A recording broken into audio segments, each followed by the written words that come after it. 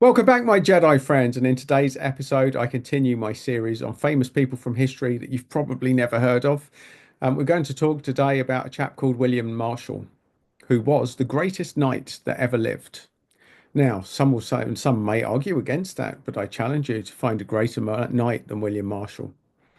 And as you will find out, he was one hell of a dude. He was a hell of a dude back in the day. And this chap encapsulates everything that chivalry was about.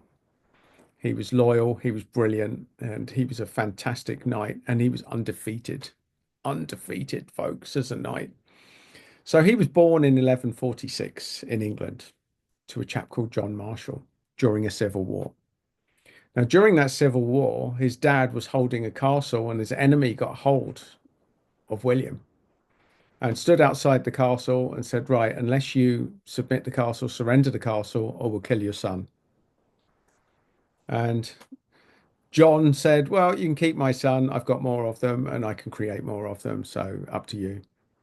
So that was it. He was cast aside. He was pretty much told he could die by his father as a 5-year-old as he was there in enemy hands. And what they were going to do, they were going to tie him with a rope around his neck and attach him to a trebuchet, which would have been a gruesome death of setting the trebuchet off. And William would have throttled to death.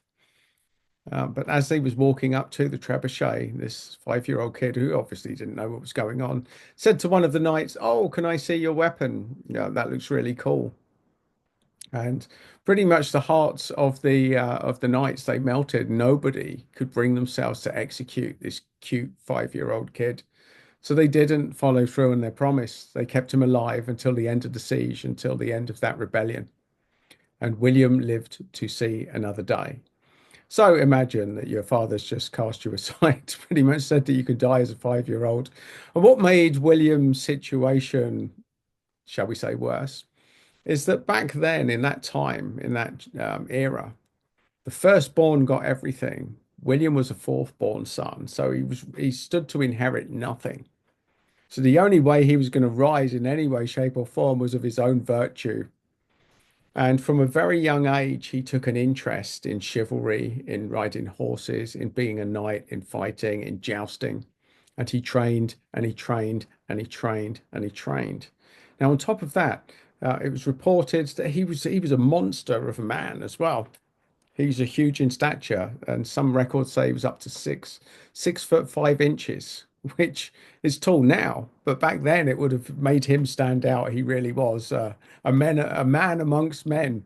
So he had a presence, he had an energy, he had an aura. He was blessed with physical strength, with a physical body that enabled him uh, to amplify his skill as a knight. Now, of course, being a huge knight, he would have been heavier for the horse, so it would have had its issues as well. But he trained and he trained and he trained. Now, this is the pivotal part. This could almost be the whole video of why I like William Marshall. He wasn't just lucky. He trained and he trained and he earned it. He practiced, he practiced, he practiced, and he became a formidable knight. Now, back then, they used to have competitions. It was like a World Cup for knights that was in France.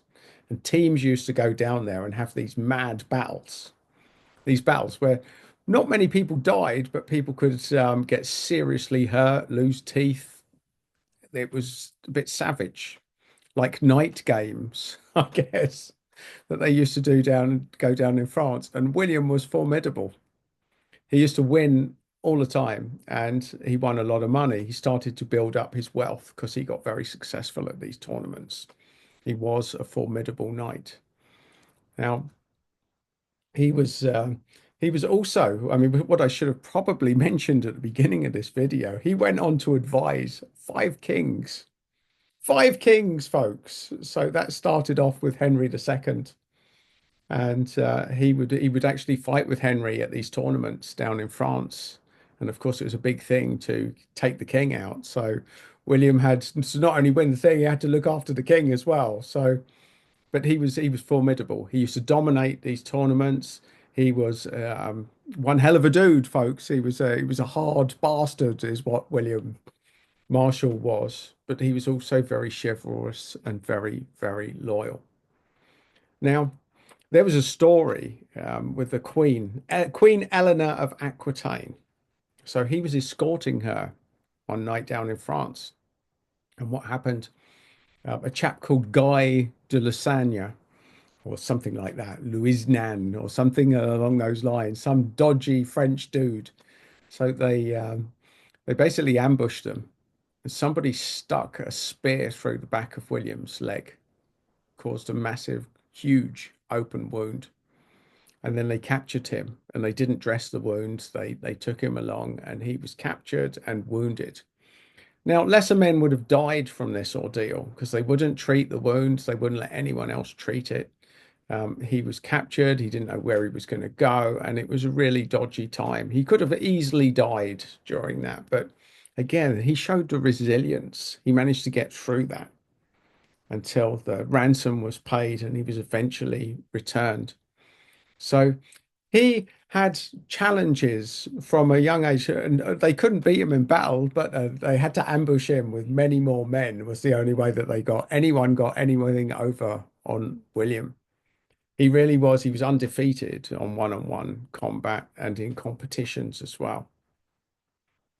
So later on, you maybe heard of a chap called Richard the Lionheart. Well, Richard the Lionheart was at war with Henry II. And in one famous battle, Richard the Lionheart was galloping towards the king. And the only thing between them was William Marshall. And William Marshall, as they were trying to get away, and the young King Richard was galloping, the Lionheart was galloping towards them. William Marshall turned around and took out the Lionheart's horse and could have killed the king. He could have killed him. He had the capacity and the opportunity to kill a king. But he just said, "Look, I'm not here to kill you. I just want to stop you from killing king that I'm looking after." So he dismounted the Lionheart and went on his merry way, and Henry got away. But Henry didn't live for very long after that. And coincidentally, in a mad twist of fate, it was Richard the Lionheart who would become king. But because of the incident where William Marshall had taken him out but not killed him, he brought him on to his army. So here's a guy who kept his chivalrous code, could have killed the famous Richard the Lionheart, but didn't. And then ended up being the trusted counsel for the lion-hearted king. And he ended up going on the Crusades back in the day. So he was on the Mad Crusades with Richard the Lionheart. He also, in 1215, when the Magna Carta was signed, was part of that. He was part of the team that went along to get the Magna Carta signed, and he was one of the signatures on there. So William Marshall was one of the signatories for that. So he was involved with lots of different kings. He was on the Crusades.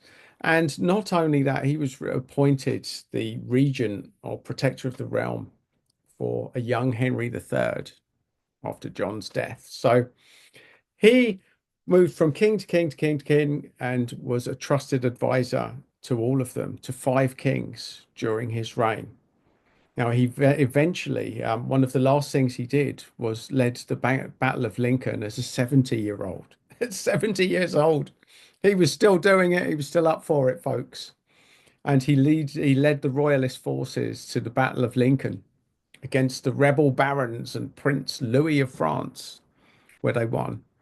And he eventually, 2 years later, went on to die as the greatest knight who ever lived. So there you have it, folks. William Marshall, the greatest knight to have ever lived, and one hell of a character. And what does he bring from an energy perspective? Well, strength, loyalty, perseverance. A guy who would never say die, a guy who had like family issues from as younger age as you can. Now, you think you've got family issues, folks? Imagine your dad saying, "Yep, you can be executed" as a 5-year-old. But he had that strength, he had that fortitude, and he had that personality to get even his enemies on side. And from 1 minute, almost from dismounting one king and taking his horse out to then end up working with him. So, William Marshall, the greatest knight that ever lived. Now, if you think there's a greater knight that ever lived, by all means list them. And let's not include the ones in King Arthur's court because we're talking about knights that definitely lived, folks, not myths from history. But if there was a real life knight of the realm, it would have been William Marshall. And the energy that he brings to the mix is chivalry, loyalty, strength, perseverance. And that, my friends, is William Marshall, who I suggest you look more up because his story, I'm not really doing it proper justice here, just giving an overview of famous people that you might want to look up, and that's William Marshall. So, my Jedi friends, there's a blast from the past, somebody historical that you may or may not have heard of. Probably not, I would imagine, especially outside of England, but he is definitely one of the figures who I've got great admiration for.